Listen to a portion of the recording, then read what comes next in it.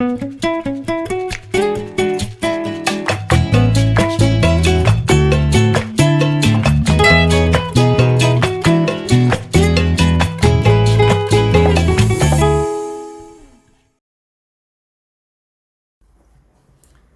guys, welcome back to my YouTube channel again. It's your girl Christy D. In today's video, I will be sharing few things I learned while living and working in UAE. But before I move further, I want to talk to my viewers, those who are watching me for the very first time and you're yet to subscribe. Please help your girl. Click on the subscribe button, share my videos, like, and also comment. And I would really appreciate this. So let's move. So the few things I learned while living and working in UAE. First is UAE is a good starting point. Yes, when I say it's a good starting point, it really is a good starting point. Most of us, like where I'm coming from, most of us find it difficult to obtain visas to countries like America, Canada, Europe, UK, and it's like. But UAE is a country which to obtain the visa is quite easy. If you want to live and work in UAE, you can either obtain a 3 months visa or a work visa, which will enable you to migrate to UAE and go in search of a job of your choice. And subsequently, if you still want to migrate from there to any other country of your choice, it's quite easier. So that's why I said UAE, it's really a very good starting point. Secondly is how to structure your CV. Yes.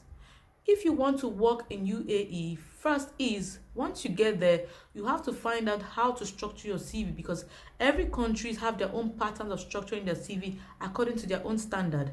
So you need to structure your CV according to the standard of UAE. So in my next video also, I will be sharing how to structure your CV. I'll be sharing and guiding you guys on how to structure your CV if you want to live and work in UAE. The next point I will be sharing is time is of essence. Yes, time is of essence. No company in UAE jokes with their time. If they must hire you, you need to show a sense of responsibility.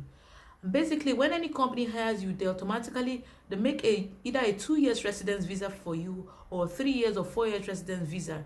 And when they do this, you're automatically subjected under them. So you have to abide by the rules and regulations of the company. So lateness to work, lack of being punctual, not being punctual to work, all sorts of excuses is a no-no. They see this as like a drama. So, but especially when it has to do with the first 6 months of your probation period while working in any company, you need to be very careful for the first 6 months. No excuses, no stories should come up. But if you must be absent from work either on health grounds or any other important reason that will make you absent from work, you either have to get a doctor's report or you need to talk to the management or your superiors. So you should understand that they don't take their time for granted.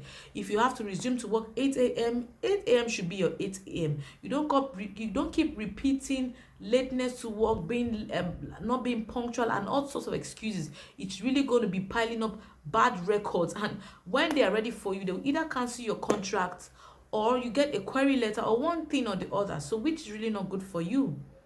The next point is the next point I'll be explaining is the job market. Yes, the job market.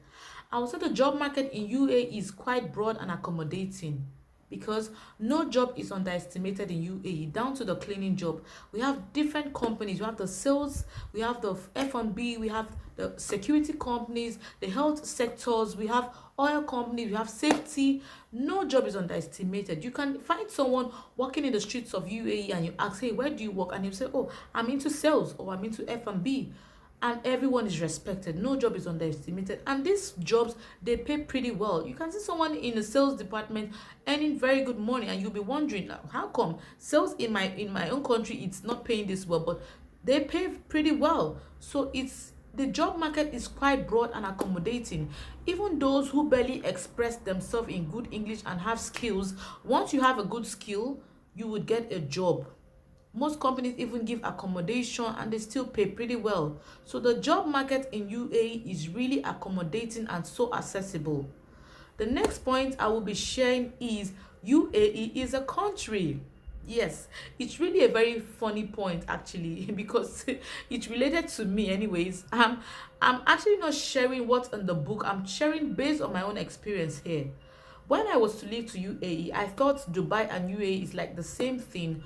But on getting to UAE, there I got to find out that UAE is actually a country of its own and have different other entities, like cities such as Dubai, Abu Dhabi, Ajman, and the rest of them. So, and I'm sure most of us make these mistakes. We mix Dubai and UAE, not knowing that Dubai is a city in UAE. So UAE is a country while Dubai is a city. The next point I will be sharing is accommodation. If you must work in UAE and you live in UAE, you have to be prepared. Accommodation is pretty expensive, so when living to UAE, you need to be financially prepared for the accommodation, and accommodation is paid on a monthly basis. Some also you can pay on within 3 months like that, but it's commonly paid every month and it's quite expensive. So you have to structure yourself or pattern yourself in an accommodation that will fit your level of standard of earning, or level of earning, sorry. English is not easy, so you have to structure yourself or don't put yourself above your means. Let's say for instance you're earning 1,500 dirhams and you want to go and live in an accommodation of 1,000 dirhams. How do you get to save? So you have to either go for accommodations that are quite cheap. We have bed space options for bed space, we have partitions, we have a room apartment, we have 2-bedroom flats. This all depends on how much you earn. So how much you earn should determine what kind of accommodation you should go for. So that is why they made everything quite easy. If you earn less, you go for the bed space, and subsequently when you get better offers, you can also change your apartment, so it's not going to be a problem. So this will enable you to save up some money to also do other things which has really brought you to the country to do.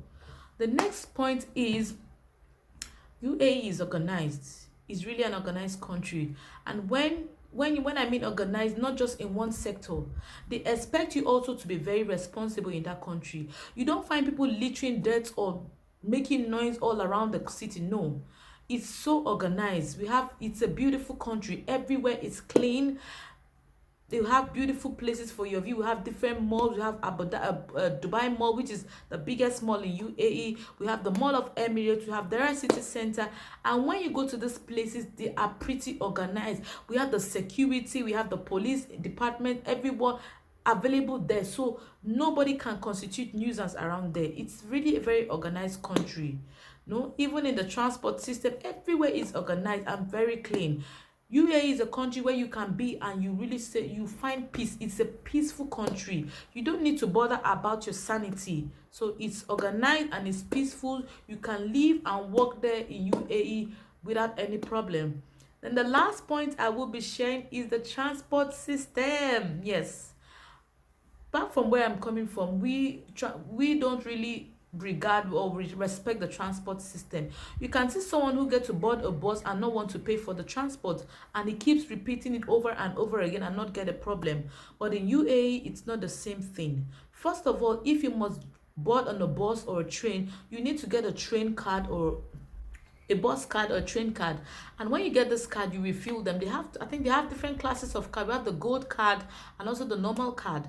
So you refill this card to enable you board the bus or the train to wherever you want to go to, because in the bus and in the train you find staffs who also check this card, and once they scan your card and find out it is not refilled, you either get a fine or you're referred to the police or something, so which is really not good for your record. So for you to be disciplined, you need to be disciplined. You need to refill your card and avoid problem, because first of all, when you don't refill these cards, it can take you €5 to go to wherever you want to go to, but when these people find you in the bus or in the train and give you a fine, you can get a fine of like 250 dirhams or probably 300 dirhams, which is like penny wise pound foolish, and this could be avoided. It would have been avoided in the first place. So once you get there, you get your card, make sure you refill your card before you go to wherever you have to go to, because the transport system is so organized. Even when you want to go to any place of work, say for instance you have a job for 9 a.m, you can go on the net and check for the next time of the time for the next bus or the next train. So it's so programmed and easy for you to know when to leave to the bus stop or to the train station to get the train or the bus to wherever you want to go to. So these points are really I hope these points are so educative, and I hope to see you in my next video. And please guys, don't forget to subscribe on the subscribe buttons below. Keep liking my videos, share them, and also I will meet you in my next video. Love you all and see you very soon. Bye.